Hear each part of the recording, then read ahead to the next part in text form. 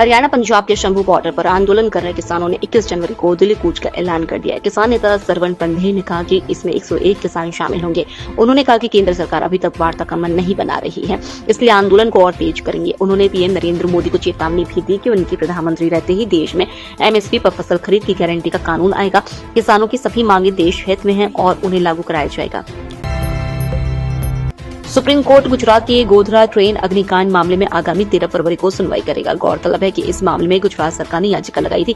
27 फरवरी 2002 को गुजरात के गोधरा में साबरमती एक्सप्रेस के S6 कोच में आग लगने से 59 लोग मारे गए थे, जिसके बाद राज्य में दंगे भड़क गए थे।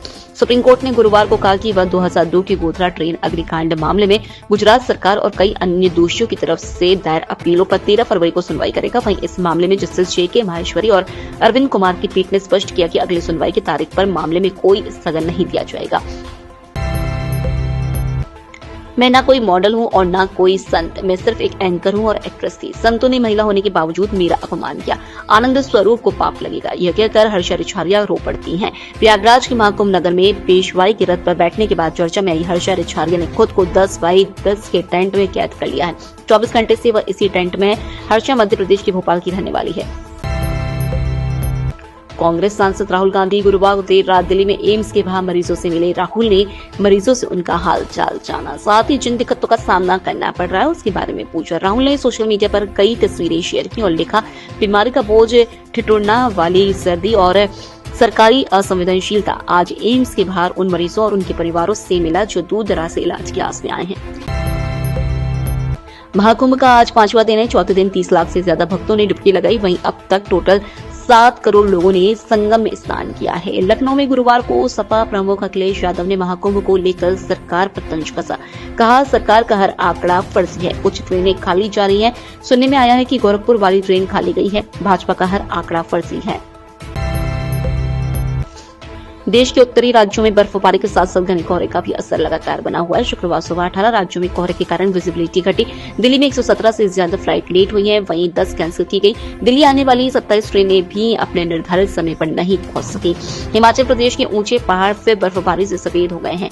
3 नेशनल हाईवे समेत 200 सड़कें बंद है। अकेले शिमला में ही 56 सड़कें बंद हुई हैं और HRTC की 15 बसें बर्फबारी में फंसी हैं। मौसम विभाग ने कहा है कि यहाँ आज भी बर्फबारी होगी।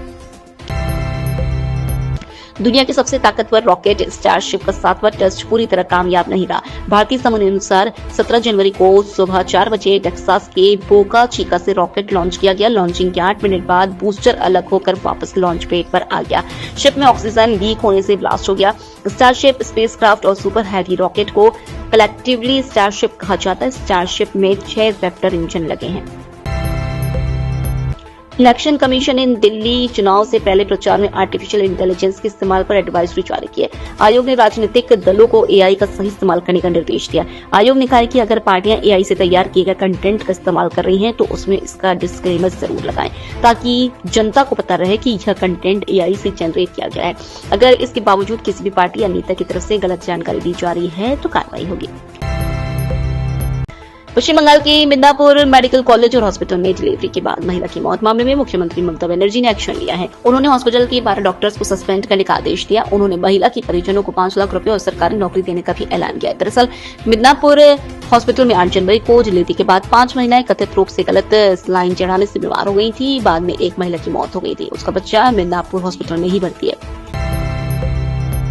अडानी ग्रुप पर आरोप लगाने वाली अमेरिकी short selling firm Hindenburg research company बंद होने जा रही है। 15 जनवरी को कंपनी के फाउंडर नाथन एंडरसन ने इसकी घोषणा की थी। हिंडनबर्ग बंद होने की खबर सामने आने के बाद कांग्रेस ने सवाल उठाया है कि रिसर्च कंपनी के बंद होने का मतलब यह नहीं है कि अडानी को क्लीन चिट मिल गई।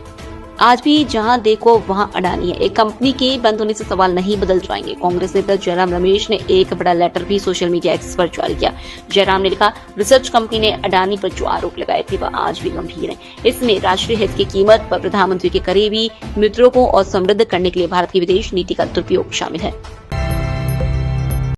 भारत में बना हेलीकॉप्टर ध्रुव और लड़ाकू विमान तेजस गणतंत्र दिवस फ्लाई पास्ट का हिस्सा नहीं होंगे।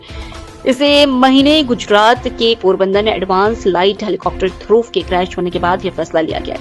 वहीं तेजस के सिंगल इंजन एयरक्राफ्ट होने की वजह से इसे फ्लाई पास से बाहर किया गया है। दरअसल वायुसेना ने गणतंत्र दिवस परेड में सिंगल इंजन एयरक्राफ्ट उड़ाना बंद कर दिया है। है।